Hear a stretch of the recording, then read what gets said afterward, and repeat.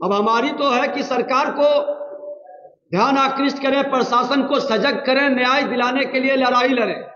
लेकिन जब ये सरकार ही निकम्मा, अकर्मण्य और प्रशासन ही हस्तिनापुर का गुलाम बन जाए तो उसकी तो अब जनता ही अपने जनादेश से इसकी समापन करने का काम करेगा।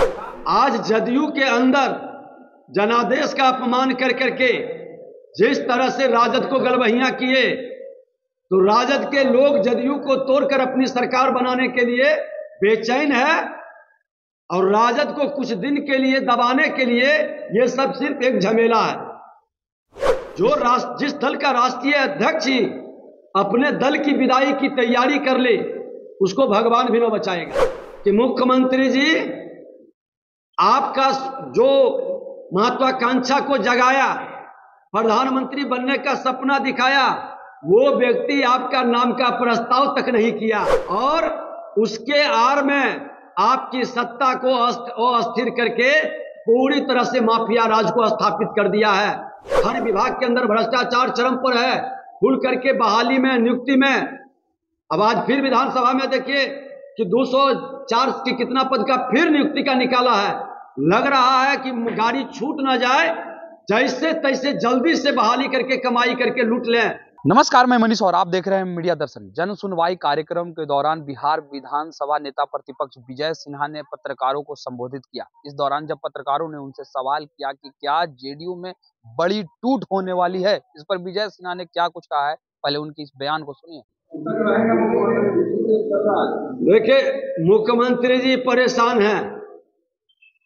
आज हमने खुल करके उनको बोला था कि मुख्यमंत्री जी, आपका जो महत्वाकांक्षा को जगाया, प्रधानमंत्री बनने का सपना दिखाया, वो व्यक्ति आपका नाम का प्रस्ताव तक नहीं किया और उसके आड़ में आपकी सत्ता को अस्थिर करके पूरी तरह से माफिया राज को स्थापित कर दिया है। हर विभाग के अंदर भ्रष्टाचार चरम पर है, खुल करके बहाली में, नियुक्ति में। अब आज फिर विधानसभा में देखिए कि 204 की कितना पद का फिर नियुक्ति का निकाला है। लग रहा है कि गाड़ी छूट ना जाए, जैसे तैसे जल्दी से बहाली करके कमाई करके लूट लें। ये भूल गए हैं कि सत्ता परिवर्तन के बाद ये तमाम जो आउटसोर्सिंग के माध्यम से बहाली हो रही है उसकी समीक्षा होगी और जरूरत पड़ेगा तो उसको रद्द कर दिया जाएगा। ये पूरी तरह से पैसे की वसूली है। जब यहां सक्षम एजेंसी है तो इस तरह का खेल क्यों कर रही है, और जो लोग इसमें संलिप्त हैं उस पर कार्रवाई भी स्पीडी ट्रायल चला करके करे। ये बिहार को अराजकता का शिकार नहीं बनने देंगे। सड़क से सदन तक इसको लेकर के अपनी बात को भी रखेंगे और आंदोलन भी होगा।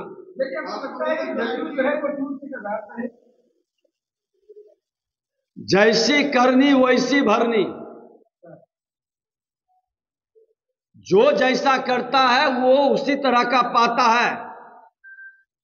आज जदयू के अंदर जनादेश का अपमान कर करके जिस तरह से राजद को गलबहियां किए, तो राजद के लोग जदयू को तोड़कर अपनी सरकार बनाने के लिए बेचैन है और राजद को कुछ दिन के लिए दबाने के लिए यह सब सिर्फ एक झमेला है, इससे ज्यादा कुछ नहीं। जिस दल का राष्ट्रीय अध्यक्ष ही अपने दल की विदाई की तैयारी कर ले, उसको भगवान भी न बचाएगा। आपको नहीं लगता है कि अपराध को लेकर विपक्ष की ज्यादा है?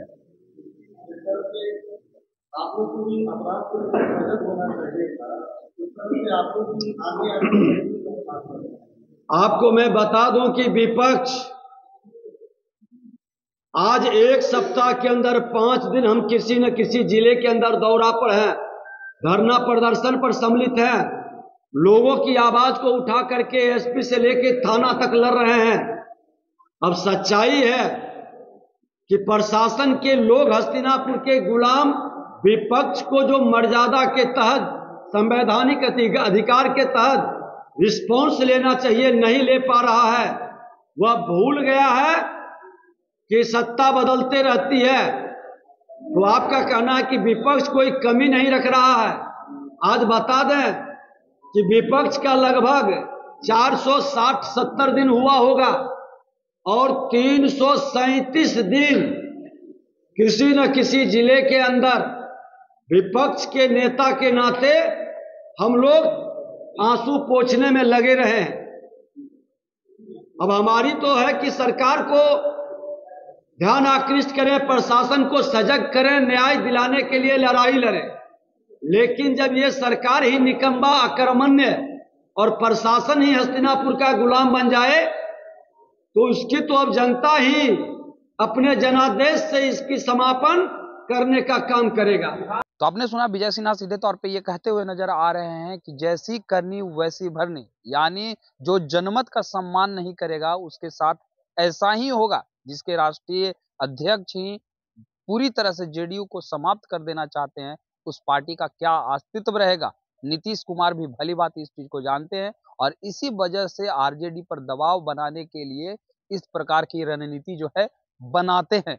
इस तरह के तमाम अपडेट के लिए देखते रहे मीडिया दर्शन। धन्यवाद।